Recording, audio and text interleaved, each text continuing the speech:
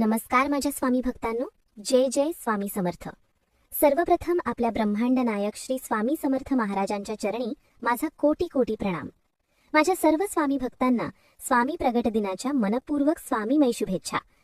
मित्रांनो, 20 मार्च 2026 हा दिवस आपल्यासाठी खूप पवित्र आणि खास आहे, कारण या दिवशी आपल्या अक्कलकोट निवासी श्री स्वामी समर्थ महाराजांचा प्रगट दिन आहे। स्वामींचा हा दिवस म्हणजे आपल्या स्वामी भक्तांसाठी जणू काही दुसरी दिवाळीच असते। आपण या दिवसाची खूप आतुरतेने वाट पाहत असतो आणि मनापासून सेवा करण्याची इच्छा आपल्या प्रत्येकाच्या मनात असते। म्हणूनच आजच्या या व्हिडिओमध्ये आपण अगदी सोप्या पद्धतीने जाणून घेणार आहोत की स्वामी समर्थ महाराजांचा प्रगट दिन घरच्या घरी कसा साजरा करायचा, स्वामींची पंचोपचार पूजा कशी करायची, आणि जर तुम्ही 21 दिवस स्वामी चरित्र सारामृताचे पारायण केले असेल तर त्याची सांगता कशी करायची। ही सगळी माहिती मी तुम्हाला अगदी सोप्या आणि मनापासून सांगणार आहे, म्हणून व्हिडिओ शेवटपर्यंत नक्की बघा। मित्रांनो, सर्वात आधी आपण जाणून घेऊया प्रगट दिनासाठी तयारी कशी करायची। प्रगट दिनाच्या किमान 10 ते 15 दिवस आधी घरात स्वच्छता ठेवावी, देवघर स्वच्छ करावे, स्वामींचा फोटो किंवा मूर्ती स्वच्छ पुसून ठेवावी आणि शक्य असेल तर दररोज थोडा वेळ स्वामी नामस्मरण करावे, कारण ज्या घरात स्वामींचे नामस्मरण चालू असते त्या घरात सकारात्मक ऊर्जा वाढत जाते। अनेक स्वामी भक्त या दिवसासाठी 21 दिवसांचे पारायण देखील करतात। जर तुम्हाला 21 दिवस स्वामी चरित्र सारामृताचे पारायण करायचे असेल तर त्याची सुरुवात 28 फेब्रुवारीपासून करता येते। या 21 दिवसांच्या सेवेमध्ये काही साधे नियम पाळले तर अधिक चांगले मानले जाते, जसे शक्य असेल तर ब्रह्मचर्य पालन करणे, साधे सात्विक शाकाहारी भोजन करणे, कांदा लसूण टाळणे आणि रोज ठरलेल्या वेळी पारायणाला बसणे। सकाळी किंवा संध्याकाळी मन शांत करून स्वामींचे नामस्मरण करत पारायण केले तर मनालाही शांती मिळते आणि स्वामींची कृपादृष्टी देखील प्राप्त होते। अनेक स्वामी भक्तांनी ही सेवा करून स्वामींचे चमत्कारिक अनुभव घेतले आहेत। आता आपण जाणून घेऊया प्रगट दिनाच्या दिवशी स्वामींची पंचोपचार पूजा कशी करायची। ही पूजा अगदी साधी आहे, पण मनापासून केली तर खूप प्रभावी ठरते। सर्वप्रथम देवघरात स्वच्छ चौरंग किंवा पाट ठेवून त्यावर स्वच्छ पिवळे किंवा लाल वस्त्र अंथरावे।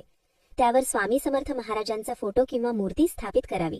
त्यानंतर स्वामींना फुले अर्पण करावीत आणि मनापासून नमस्कार करावा। पूजेसाठी लागणारी सामग्री म्हणजे धूप, दिवा, फुले, चंदन, नैवेद्य, फळे किंवा मिठाई, पान, सुपारी आणि शक्य असेल तर पंचामृत म्हणजे दूध, दही, साखर, मध आणि तूप। सर्वप्रथम स्वामींना आसन अर्पण करायचे आणि ओम स्वामी समर्थाय नमः हा मंत्र 11 वेळा म्हणायचा।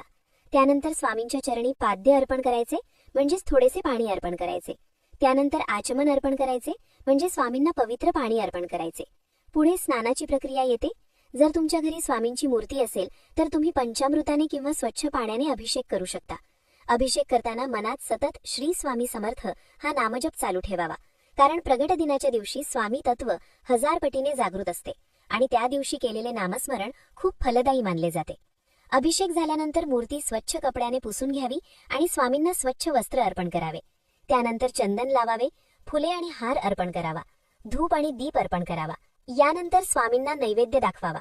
नैवेद्यामध्ये तुम्ही शिरा, फळे, मिठाई किंवा घरात बनवलेला साधा सात्विक पदार्थ अर्पण करू शकता।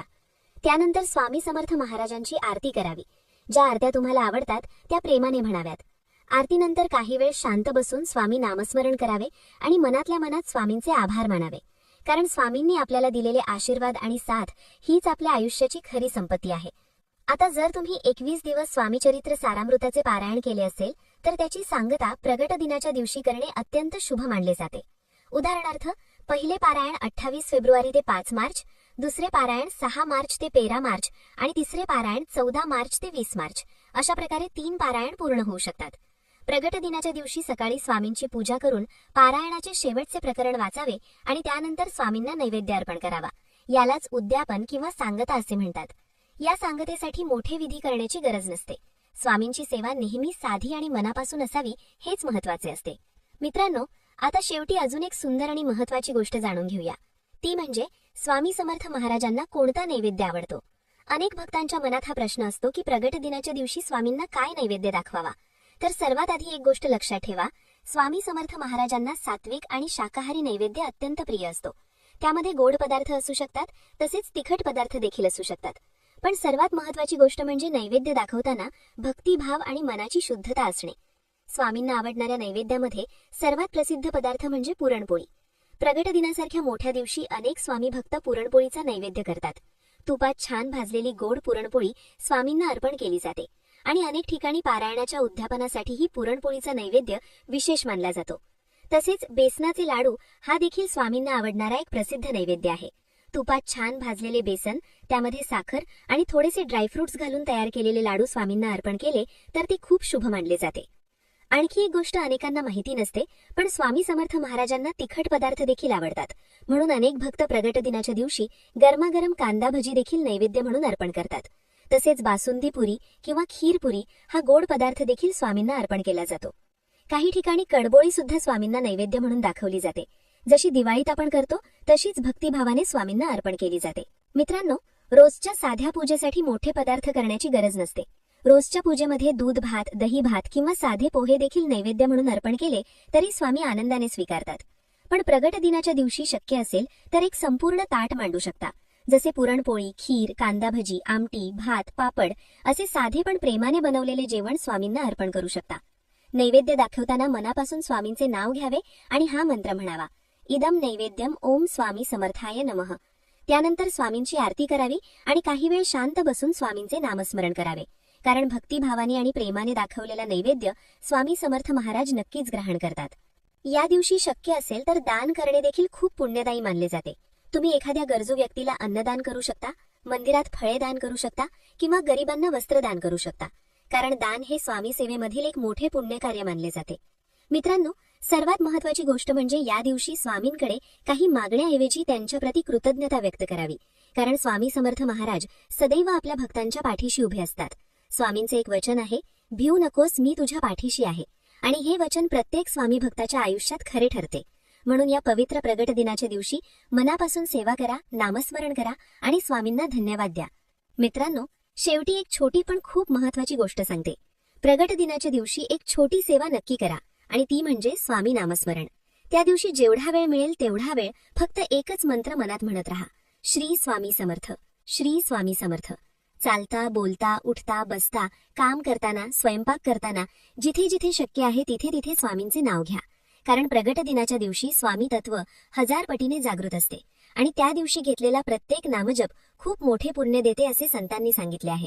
म्हणून त्या दिवशी किमान 108 वेळा तरी स्वामींचा जप करा किंवा जपमाळेवर एक माळ पूर्ण करा. आणखी एक सुंदर सेवा म्हणजे त्या दिवशी एखाद्या गरजू व्यक्तीला मदत करा. एखाद्याला पाणी द्या, एखाद्याला अन्न द्या किंवा एखाद्या गरीब व्यक्तीला फळे द्या. कारण स्वामी समर्थ महाराजांना अन्नदान आणि दयाभाव खूप प्रिय आहे. जेव्हा आपण एखाद्या गरजूला मदत करतो तेव्हा ती सेवा थेट स्वामींच्या चरणी पोहोचते असे मानले जाते. म्हणून प्रगट दिनाच्या दिवशी नामस्मरण आणि दान ही 2 सेवा नक्की करा. आणि शेवटी मनापासून एकच प्रार्थना करा, स्वामी, माझ्या कुटुंबावर तुमची कृपा अशीच राहू द्या. आम्हाला चांगले विचार द्या, चांगली कर्म करण्याची बुद्धी द्या आणि सदैव तुमच्या नामस्मरणातच ठेवाच. कारण स्वामी भक्तासाठी स्वामींची साथ हीच सर्वात मोठी संपत्ती असते. माझ्या सर्व स्वामी भक्तांना पुन्हा एकदा स्वामी प्रगट दिनाच्या हार्दिक शुभेच्छा. जय जय स्वामी समर्थ. जर हा व्हिडिओ तुम्हाला आवडला असेल तर लाईक करा, शेअर करा आणि आपल्या चॅनलला नक्की सबस्क्राईब करा आणि कमेंटमध्ये नक्की लिहा, श्री स्वामी समर्थ. जय गुरुमाऊली.